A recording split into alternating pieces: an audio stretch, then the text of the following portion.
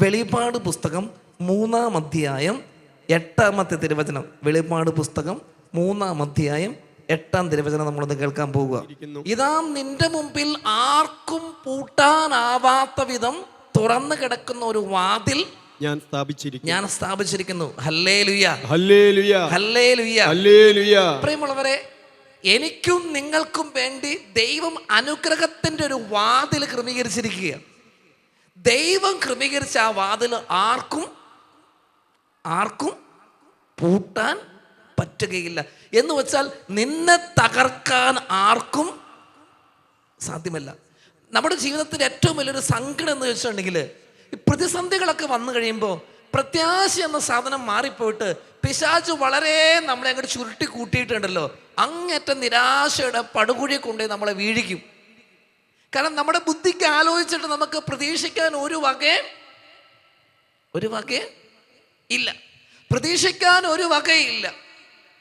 പ്രിയമുള്ളവരെ, എവിടെയോ ഞാൻ വായിച്ച ഒരു ചിന്ത മനസ്സിൽ കിടക്കണ എങ്ങനെയാ, മനുഷ്യൻ സാഹചര്യങ്ങളിലേക്ക് നോക്കുന്നു, ദൈവം സാധ്യതകളിലേക്ക് നോക്കുന്നു. എന്താ പറഞ്ഞേ? മനുഷ്യൻ, ഇത് വാക്കുകളുടെ കളിയാണ്, ചുമ്മാ സിമ്പിളായിട്ട് കുറച്ച് ഒന്ന് മനസ്സിലാക്കിയാൽ മതി. മനുഷ്യൻ സാഹചര്യങ്ങളിലേക്ക് നോക്കുമ്പോൾ ദൈവം സാധ്യതകളിലേക്ക്. എന്താ വ്യത്യാസം? മനുഷ്യൻ ഇപ്പോൾ എന്താണോ ഉള്ളത് ആ ഉള്ള സാഹചര്യത്തിലേക്ക് നോക്കുക. ഉദാഹരണം, ബൈബിളിൽ തന്നെ ഉദാഹരണം ഉണ്ട്. 5000 വന്ന് വചനം കേട്ട് സന്ധ്യ മയങ്ങി, കഴിക്കാനൊന്നുമില്ല. യേശു ചോദിച്ചു, നിങ്ങളുടെ കയ്യിൽ എന്താ ഉള്ളത്? അപ്പം അവർ പറയുക, ആകെ ഞങ്ങളുടെ കയ്യിൽ 5 അപ്പവും 2 മീനും ഉണ്ട്. അതുകൊണ്ട് എന്താകാനാ? മനുഷ്യൻ നോക്കുന്നത് സാഹചര്യങ്ങളിലേക്കാ. ഇതേ ഉള്ളൂ, ഇതാണ് എൻ്റെ സാഹചര്യം, ഇതാണ് എൻ്റെ ചുറ്റുപാട്, ഇതിൽ നിന്ന് എങ്ങനെ രക്ഷപ്പെടും എന്നാ പറയണത്. ഇതാണ് മനുഷ്യൻ നോക്കുന്നത്, സാഹചര്യങ്ങളിലേക്കാ. ദൈവം നോക്കണതോ സാധ്യതകളിലേക്ക്. ദൈവത്തിനറിയാം ഈ 5 അപ്പം കൊണ്ട് 5000 വിസ്മയം തീർക്കാൻ തനിക്ക് കഴിയുമെന്ന്. സാധ്യതകളിലേക്കാ ദൈവം നോക്കണത്. എന്ന് പറഞ്ഞതുപോലെ പ്രിയമുള്ളവരെ, ഒരു കാര്യം ഉറപ്പിക്കൂ, ഒരു വ്യക്തിയെയും തകർന്നു പോകാൻ ദൈവം ആഗ്രഹിക്കുന്നില്ല. ഒരു വ്യക്തിയും, ഉറക്കെ പറഞ്ഞ്, ഒരു വ്യക്തിയും തകർന്നു പോകാൻ ദൈവം ആഗ്രഹിക്കുന്നില്ല. നമ്മളെ ആരാ സൃഷ്ടിച്ചത്? ഉറക്കെ പറയൂ, ദൈവം സൃഷ്ടിച്ചത് തകരാൻ ദൈവം ആഗ്രഹിക്കുവോ? ദൈവം സൃഷ്ടിച്ചത് തകരാൻ ദൈവം ആഗ്രഹിക്കുവോ? അപ്പൊ പിന്നെ ആരാണ് ദൈവം സൃഷ്ടിച്ചത് തകരാൻ ആഗ്രഹിക്കുന്നത്? ആരാണ്? പിശാച് പരിശ്രമിച്ചാൽ ദൈവം സൃഷ്ടിച്ച് തകർക്കാൻ പറ്റുമോ? പിന്നെ എന്തിനാ നമ്മൾ പേടിക്കണേ? വെറുതെ സിമ്പിളായിട്ട് ലോജിക്കൊന്ന് നോക്ക് നിങ്ങൾ. നമ്മളെ സൃഷ്ടിച്ചത് ആരാ? ഉറക്കെ പറയൂ, ബോധ്യം പറയട്ടെ. നമ്മളെ സൃഷ്ടിച്ചത് ആരാ? ദൈവം സൃഷ്ടിച്ചത് തകരാൻ ദൈവം ആഗ്രഹിക്കുവോ? അത് തകരാൻ ആഗ്രഹിക്കുന്നത് ആരാണ്? പിശാച് ആഗ്രഹിച്ചാൽ അത് തകരുമോ? അപ്പോൾ നമ്മൾ തകരുമോ? നമ്മുടെ ജീവിതം തകർന്നു പോകുമോ? നമ്മുടെ കുടുംബം തകർന്നു പോകുമോ? അതൊരു സംശയമുണ്ട്. സൃഷ്ടിച്ചവനോട് ചേർന്ന് നിന്നാൽ തകരില്ല, മറ്റവനോട് ചേർന്ന് നിന്നാൽ തകരാനുള്ള സാധ്യതയുണ്ട്. Hallelujah, hallelujah. വലതുകരം ഉയർത്തി പറഞ്ഞേ ഹല്ലേലൂയ, ഹല്ലേലൂയ. 2 കരങ്ങളും ഉയർത്തി ഹല്ലേലൂയ, ഹല്ലേലൂയ. ശക്തിയോടെ കൈയടിച്ച് ദൈവത്തിന് നന്ദി പറഞ്ഞേ. ഇപ്പോൾ ഒരു കാര്യം ഉറപ്പിക്കുക, ആർക്കും പൂട്ടാൻ പറ്റാത്ത രീതിയിൽ ദൈവം നമുക്കൊരു അനുഗ്രഹത്തിന്റെ വാതിൽ ക്രമീകരിച്ചിട്ടുണ്ട്. Praise the Lord. യേശുവേ നന്ദി, യേശുവേ സ്തുതി. പ്രിയമുള്ളവരെ, അറിയപ്പെടുന്ന ഒരു ഇന്റർനാഷണൽ മാഗസിനാണ് റീഡേഴ്സ് ഡൈജസ്റ്റ്. കേട്ടിട്ടുണ്ടോ അങ്ങനെ ഒരു മാസിക?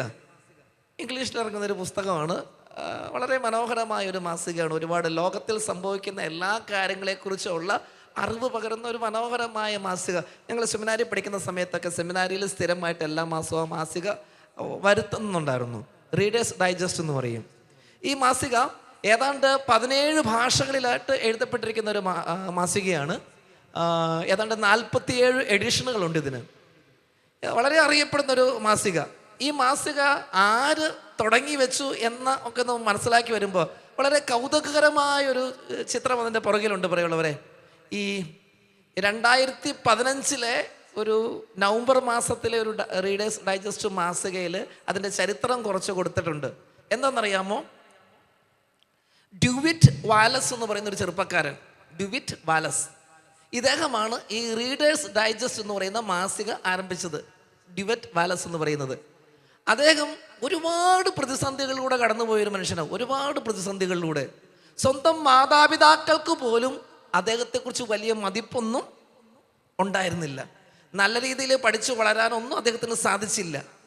അദ്ദേഹം തൻ്റെ പഠനമൊക്കെ നിർത്തി കഴിഞ്ഞിട്ട് ഒരു ജോലിക്ക് വേണ്ടി പരിശ്രമിച്ചു. കുറേ നടന്നിട്ടും അദ്ദേഹത്തിന് നല്ലൊരു ജോലി കിട്ടിയില്ല. അങ്ങനെ ഇരിക്കെ അദ്ദേഹം പട്ടാളത്തിൽ ചേർന്നു. പട്ടാളത്തിൽ ചേർന്നിട്ട് അവിടെയും അത്ര വിജയിച്ചില്ല. ഒന്നാം ലോക മഹായുദ്ധ കാലത്ത് അദ്ദേഹത്തിന് യുദ്ധത്തിൽ പരിക്കേറ്റു.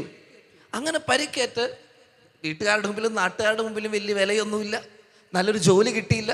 എന്നാൽ പിന്നെ പട്ടാളത്തിലാകട്ടെ, അവിടെ ചേർന്നു. അവിടെയും ഗതി പിടിക്കുന്നില്ല, അപകടം പറ്റി. മാസങ്ങളോളം അദ്ദേഹം ആശുപത്രി കിടക്കകളിൽ കിടക്കുക. മാസങ്ങളോളം ആശുപത്രി കിടക്കയിൽ അങ്ങനെ കിടക്കുന്ന സമയത്ത് അദ്ദേഹത്തിന് ഒരു സ്വഭാവം ഉണ്ടായിരുന്നു, എന്ത് കിട്ടിയാലും വായിക്കുക. അതുകൊണ്ട് വെറുതെ കിടക്കുകയല്ല, വേറെ പണിയൊന്നുമില്ല. കിട്ടാവുന്ന മാസികകളെല്ലാം നല്ല മാസികകൾ, മംഗളവും മനോരമയല്ല കേട്ടോ ഉദ്ദേശിച്ചത്, കിട്ടാവുന്ന നല്ല മാസികകൾ കുറേ അദ്ദേഹം വായിച്ചു. അങ്ങനെ കിടക്കുന്ന സമയത്ത് അദ്ദേഹത്തിന് ഒരു തോന്നല് എന്താണെന്നറിയാമോ? ഞാൻ ഈ വായിച്ച നല്ല ലേഖനങ്ങളൊന്നും ഈ ലോകത്തില് എല്ലാ മനുഷ്യരും വായിക്കുന്നില്ല. എനിക്കിങ്ങനെ വായിക്കാനൊരു ആവേശമുള്ളത് കൊണ്ട് ഞാനിങ്ങനെ വായിച്ചു കൂട്ടുന്നു. പക്ഷേ ലോകത്തിലെ എല്ലാ മനുഷ്യരും ഈ ലേഖനങ്ങൾ വായിക്കുന്നില്ല, എത്രയോ നല്ല ഈടുറ്റ ലേഖനങ്ങൾ. അതുകൊണ്ട് ഇദ്ദേഹം ചിന്തിച്ചു, എന്തുകൊണ്ട് ഞാൻ വായിച്ച പല മാസികകളിലെയും നല്ല ലേഖനങ്ങൾ ചേർത്ത് വെച്ചുകൊണ്ട് വേറൊരു മാസിക ഇറക്കിയാൽ കൊള്ളാം. നല്ലത് മാത്രം അദ്ദേഹം ഒരുപാട് വായിക്കുന്നവനാ. നല്ലത് മാത്രം ഒന്ന് പിറക്കിയെടുത്തിട്ട് ആളുകൾക്ക് ഏറ്റവും നല്ലത് കിട്ടാൻ തക്ക രീതിയിൽ ഒരു മാസിക ഇറക്കിയാൽ കൊള്ളാം.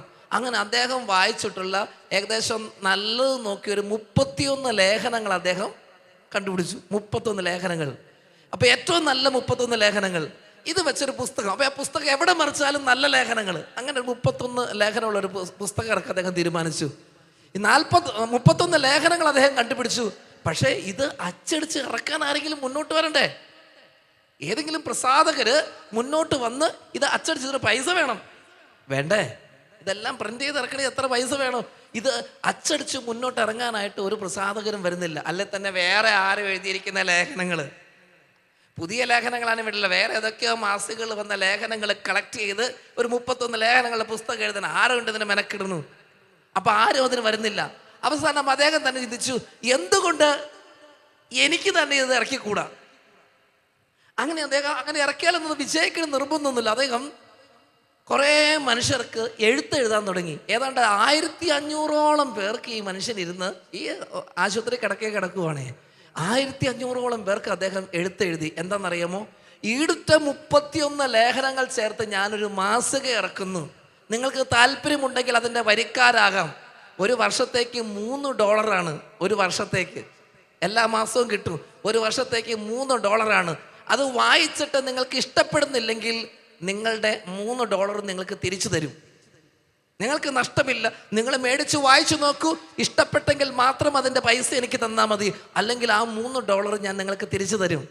അങ്ങനെ 1500 പേർക്ക് ഇദ്ദേഹം എഴുത്തൊക്കെ എഴുതി. നല്ലൊരു ശതമാനം പേരും അതിൻ്റെ വരിക്കാരായി.